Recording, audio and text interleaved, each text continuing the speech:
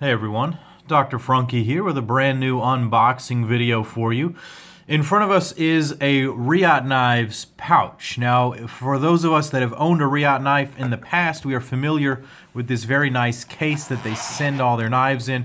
This is in fact a knife that will be on the channel here shortly. This is the Hybrid Moment, designed by David Mosier and Sean Kendrick. This is a mid-tech that Reate produced a while back and something that I just added to my personal collection.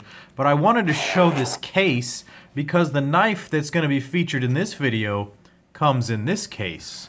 And Reate has really upped their games. I'm not sure if this is a brand new case that they're going to send all their knives in, but certainly something that initially took me by surprise. And something I wanted to share in this unboxing video of a very special knife, and that is the Reate Knives Starboy. So without much further ado, here is the knife itself, a beautiful new design from French knife maker Tashi Bharucha. If you follow my channel, you know that I'm a fan of Mr. Bharucha. His design is excellent, and I happen to really enjoy all of the knives that I see him make. And this knife is very special. It comes with a couple of nice things, a cloth, a patch. It comes wrapped in a bag. This is a really nice soft case. And probably the most interesting thing that it comes with is this amazing certificate of authenticity. This is metal and maybe titanium, but it's got all the information about the knife. It's still sealed, so I haven't opened that because this knife doesn't belong to me. So it says Starboy, designed by Tashi Bharucha in Damasteel's RWL 34, 6AL4V titanium with a satin finished anodized blue, and it is serial number 33 of 66. Now presumably that means 66 versions of this particular finish, and that's the blue handle with the satin finish on the blade.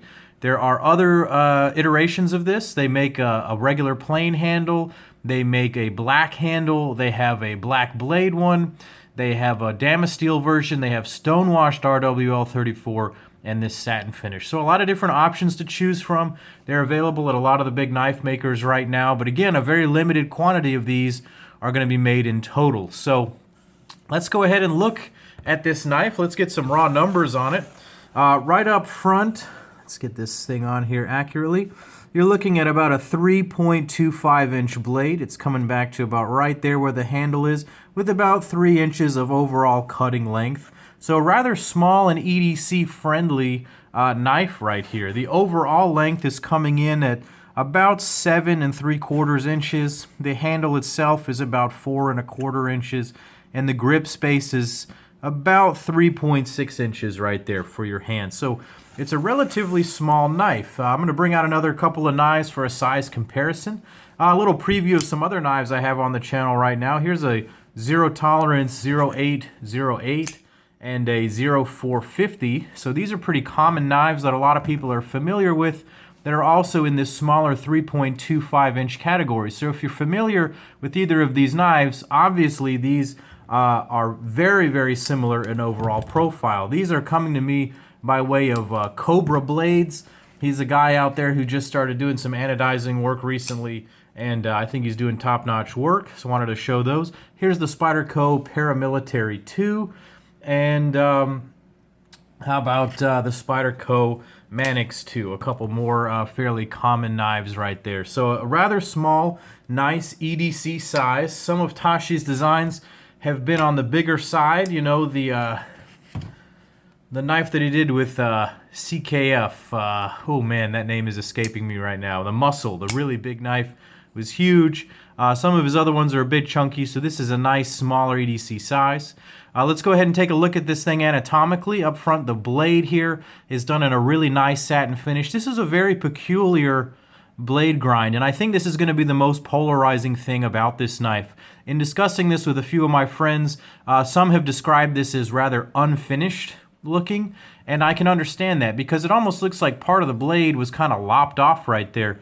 Let me go ahead and bring in another ZT here, a knife that I think is relevant only because of the way that the blades look. If you look at here, there's a flat part there and then a top swedge that goes down the whole spine, very similar to the 0801 right here from ZT, but it looks like part of that has been sort of cut off And so it's a very peculiar looking thing, and some people like it and some people don't. I think that is definitely an expression of Tashi's design. He is first and foremost a designer, and so there's so much design in his work. Would it look better if that had continued out? Maybe, but it might have also looked very boring. The one thing that this blade does have is the classic Tashi balance. It's almost like a yin and a yang in terms of the curves that he has in the knife. Look at any of his knives and he has that very characteristic curve. So the blade itself might look a bit funny, but in balance with the whole knife, I understand it. It's designed that way and it looks nice. So speaking of the way the blade is finished, the flats are done in a nice polished stone wash, and then the big bevels here are done in a nice satin. The edge came very sharp. There's a little bit of a sharpening choil back there. You can sharpen the entire edge of the knife right there, so that is very nice. One thing that's a little bit upsetting on this knife, this came with some speckles on the blade. I'm not sure if you can really see that. If you're watching this in HD, you're probably going to see it. But this came with some marks on the blade, and I have worked really hard to get those off. I've used rubbing alcohol, soap, and water. I scratched it with the other side of the rough side of the sponge. Nothing seemed to want to take that off. I used some oil, so I'm not sure if it's rust or I'm not sure if it's some sort of solvent that left a bad stain, but that's a little bit disappointing in terms of the quality control right now, and I'm not sure who to ask about that, but we're going to be putting in a call to Blade HQ. That's where this came from on Monday to see if we can figure that out. This knife actually comes to me by way of my good buddy Perry. He goes by Perry Trucker on Instagram. Super nice guy. He actually bought my 0055 Frunk, a video from recently as well. So, moving back, this thing runs on a ball bearing pivot. This is presumably ceramic ball bearings, as most Reates are, and it is a very, very smooth knife. I really like the action. The detent is dialed in quite nicely. It just breaks free and flies open. Let's see. I can partially deploy it, but it gets about 95% of the way there. You're really going to have to struggle not to deploy this thing well. Very, very crisp action. Something you're going to notice right away is that the actual mechanics of the knife are a bit exposed here.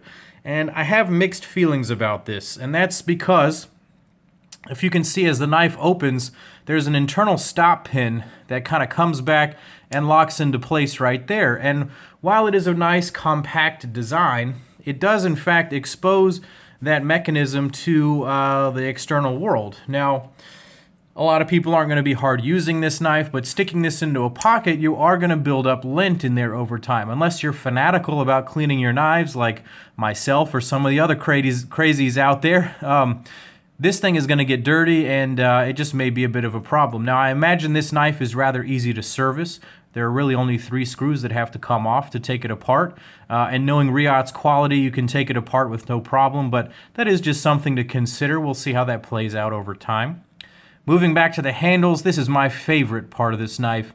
These handles are absolutely beautiful. Classic Tashi designs with sort of the sharp end over here, the nice rounded edges here, very ergonomic in the hand. And another classic Tashi sort of element here is the way that they've made this knife look like it's an integral. Tashi does this on a lot of his designs. It makes them look integral. When I made a video before, I said he made integral designs. He has done it in the past, but he does this more often, bringing 2 big slabs of tie together to make it look like it is. And there's no real perceivable gap. Even with your fingernail, you barely feel anything.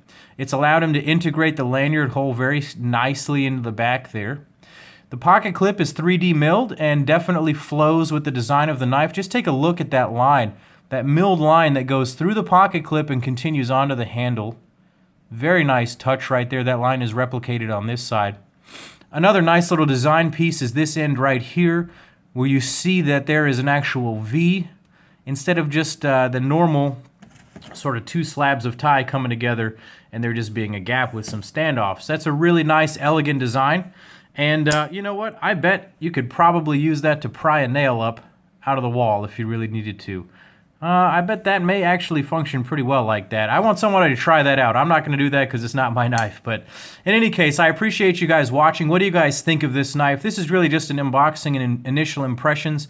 I'm going to end up sending this one back for my buddy Perry so we can see if we can get a knife without the spots. Let me know what you think down below in the comments. Click like and subscribe to my channel here. Check me out on Instagram at Dr. Frunky. Check out my buddy Perry Trucker on Instagram. And as always, guys, take care.